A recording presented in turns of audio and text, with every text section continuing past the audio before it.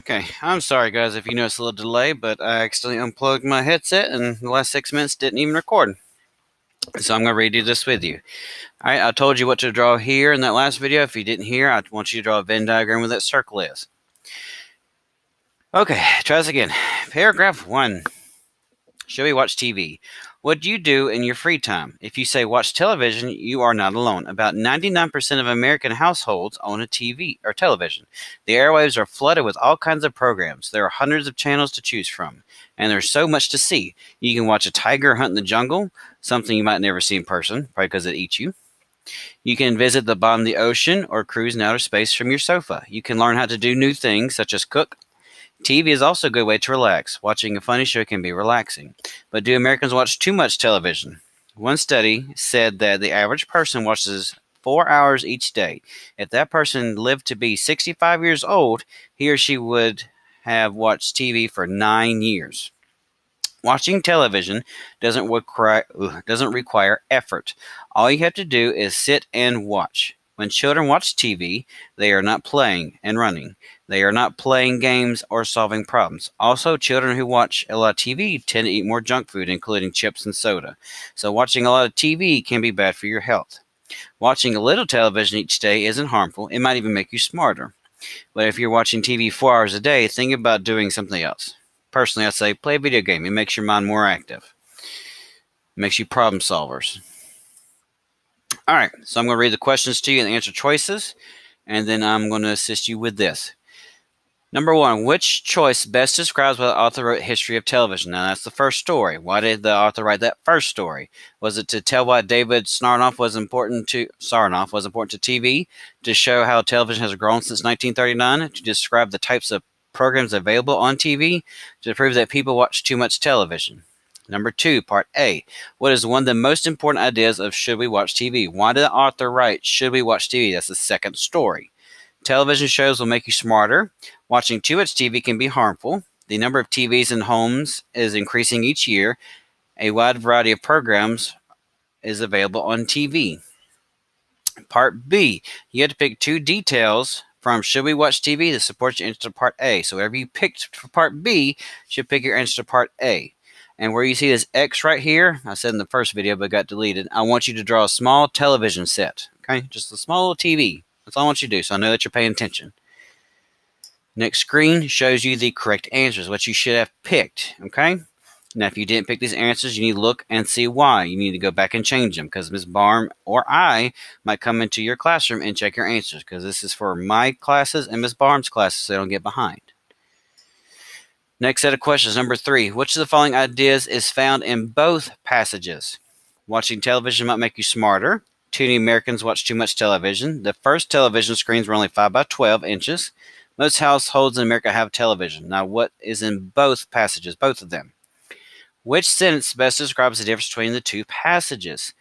The first passage shows benefits of television. The second passage shows problems of television. The first passage describes the invention of television. The second passage explains why television is so popular. The first passage explains the importance of TV. The second passage describes how TV can be used in education. The first passage describes the history of television. The second passage explores whether watching television is good or bad. Pick your correct answers. Now, on the talking point, you're actually going to talk to your neighbor, because you're doing this by yourself in video, but I'll discuss this with you. And which passage would you find information about how TVs have changed?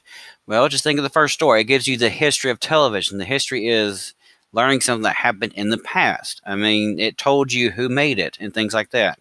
The first story told you how it changed and who was on it first, when the first baseball game was shown, and then all the other shows that it added. How it was in black and white first, not in color.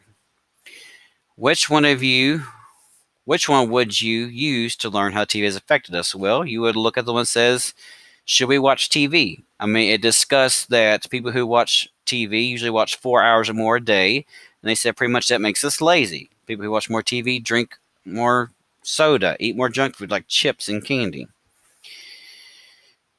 And it says refer to details from each passage when talking about your answers. So I just went back and I talked about the details because I remembered them.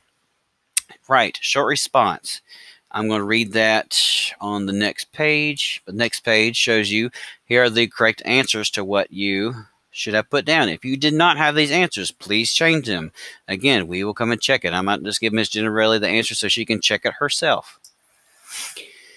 And on here, as you can see, I already described it, but I will rewrite it to make it a little bit more clear. The short response. What are 2 things you learned in Should We Watch TV that you didn't learn in the history of television? So there should be 2 things that you learned specifically from the second story. There's a big hint right here that says go back and read it. It says read what you underline stuff, but you underline anything because I read it to you. But when you go back and read it, you can go and underline it yourself, okay? There's no harm in that. Whatever helps you, because you have this 3rd grade gate in 2 weeks from tomorrow. Well, I guess it'll be today that you're watching on Tuesday. So all you have to put are 2 things that you learned in Should We Watch Television. So that is 2 complete sentences. That's all you need. And you need to get your answers from the story. I don't want you making up stuff. And I don't want you bringing in stuff from the history of television. You need to have 2 things that you learned in Should We Watch TV. Go back and reread that story. You need 2 complete sentences. There's no excuse to have anything else. And my students, I don't know about Ms. Barnes, but it better be in cursive. If it's in print or sloppy cursive, you'll have to do it again. So just go back, check your answers, reread that story. That's why that arrow is here telling you to reread it. Take your time. There's no reason to rush. Do not skip through the video, because I know I gave you answers for the multiple choice, but you will not get answers for the short response because all of your answers are going to be different. But still, make sure you have capital letters and punctuation. Make sure it's complete. Make sure I know what you're talking about, okay? Y'all got this. Have a good day, and I will see y'all tomorrow.